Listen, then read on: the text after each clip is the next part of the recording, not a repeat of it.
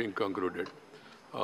Farewell to the Chairman Rajya Sabha, Honorable Prime Minister.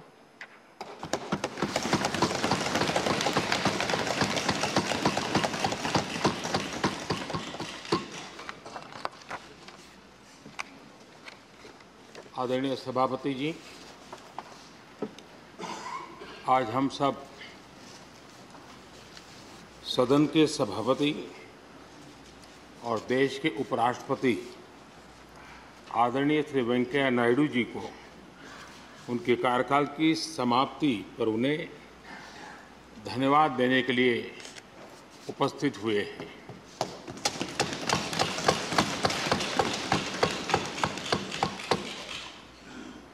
ये इस सदन के लिए बहुत ही भावुक पल है।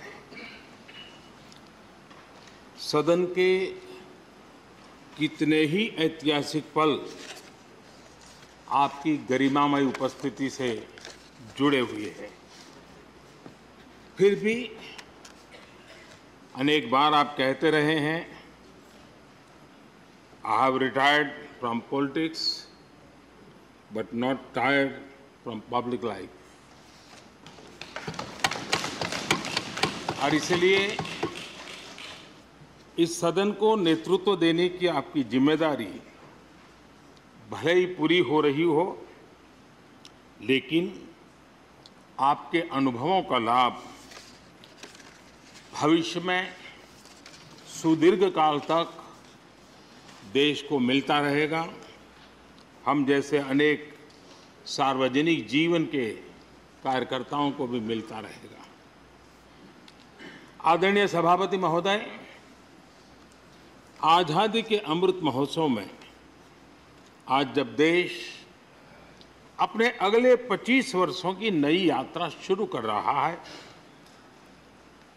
तब देश का नेतृत्व भी एक तरह से एक नए युग के हाथों में है। हम सब जानते हैं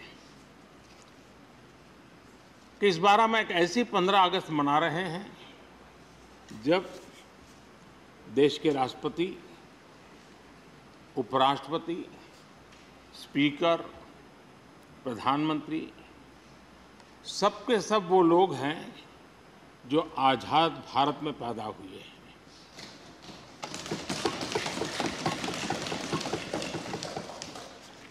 और सबके सब बहुत ही साधारण पृष्ठभूमि से आते हैं। मैं समझता हूं उसका अपना एक सांकेतिक महत्व है, साथ में देश के नए युग का एक प्रतीक भी है। आदरणीय सभापति महोदय, आप तो देश के एक ऐसे उपराष्ट्रपति हैं जिसने अपनी सभी भूमिकाओं में हमेशा युवाओं के लिए काम किया है। आपने सदन में भी हमेशा युवा सांसदों को आगे बढ़ाया, उन्हें प्रोत्साहन दिया। आप लगातार युवाओं के संवाद के लिए यूनिवर्सिटीज और इंस्टीट्यूशंस लगातार जाते रहे हैं।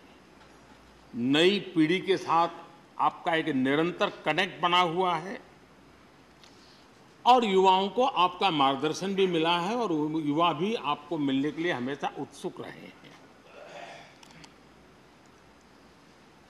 इन सभी संस्थानों में आपकी लोकप्रियता भी बहुत रही है।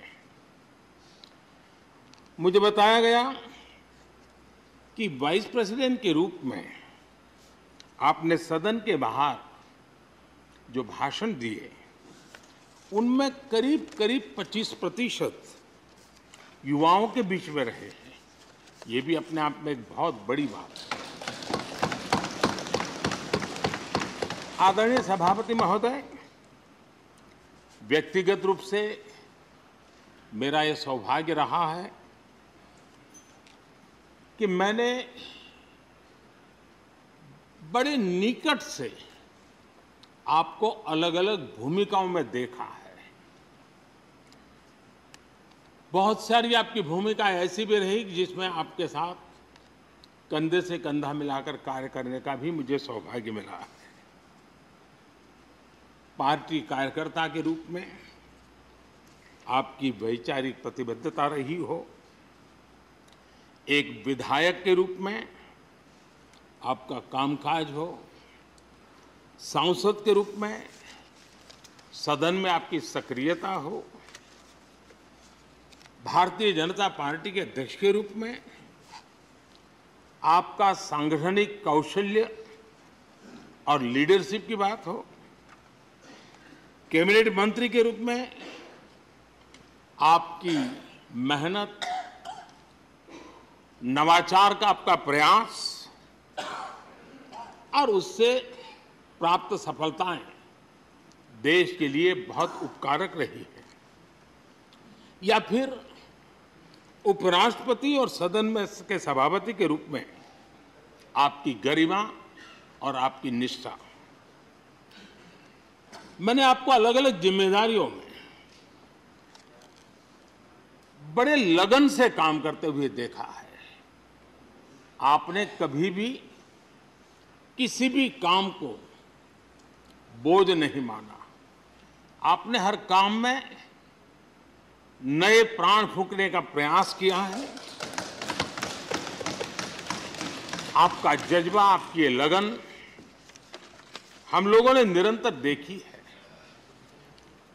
मैं इस सदन के जरिए प्रत्येक माननीय सांसद और देश के हर युवा से कहना चाहूंगा कि वो समाज, देश और लोकतंत्र के बारे में आपसे बहुत कुछ सीख सकते हैं।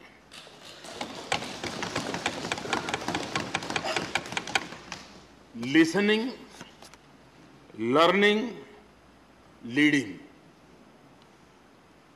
कनेक्टिंग, कम्युनिकेटिंग, चेंजिंग और रिफ्लेक्टिंग, रिकनेक्टिंग जैसी किताबें आपके बारे में बहुत कुछ बताती हैं। आपके ये अनुभव हमारे युवाओं को गाइड करेंगे और लोकतंत्र को मजबूत करेंगे। आदरणीय राष्ट्रपति महोदय, आपकी किताबों का जिक्र मैंने इसलिए किया क्योंकि उनके टाइटल में आपकी वो शब्द प्रतिभा झलकती है जिसके लिए आप जाने जाते हैं। आपके वन लाइनर्स, बीट लाइनर्स होते हैं और विन लाइनर्स भी होते हैं।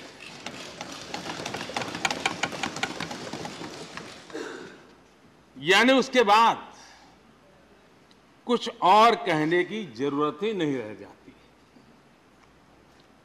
Your each word is heard, preferred and reward and never countered.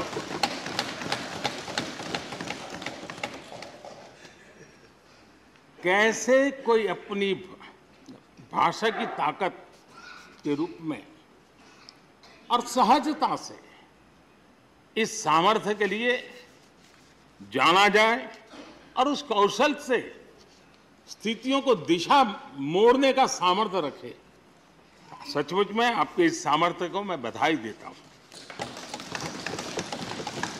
साथियों, हम जो भी कहते हैं वो महत्वपूर्ण तो होता ही है, लेकिन जिस तरीके से कहते हैं उसकी अहमियत ज्यादा होती है।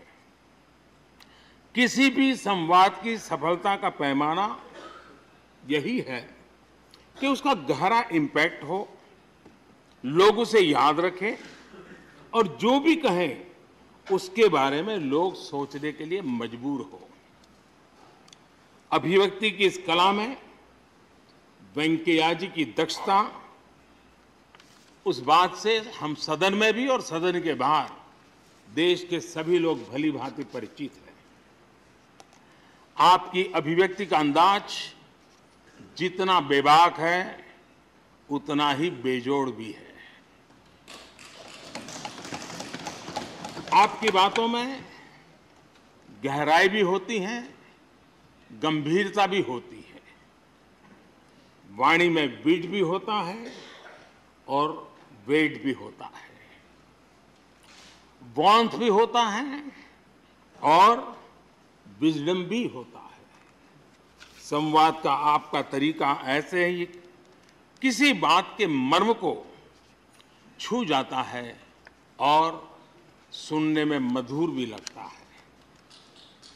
आदरणीय सभापति महोदय, अपने दक्षिण में छात्र राजनीति करते हुए अपना राजनीतिक सफर शुरू किया था।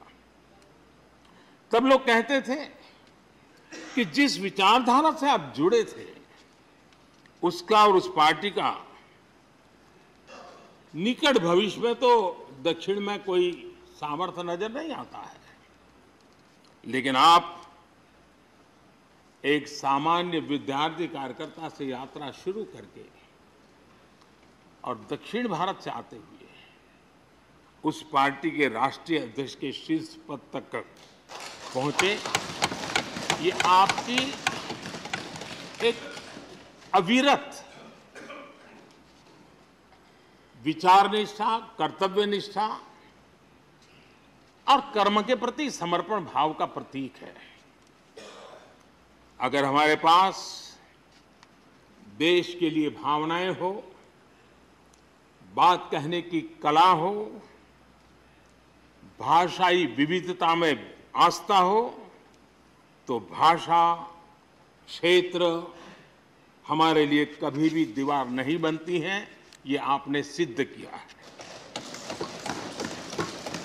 आदरणीय सभापति महोदय, आपकी कही एक बात बहुत लोगों को याद होगी, मुझे तो विशेष रूप से याद है।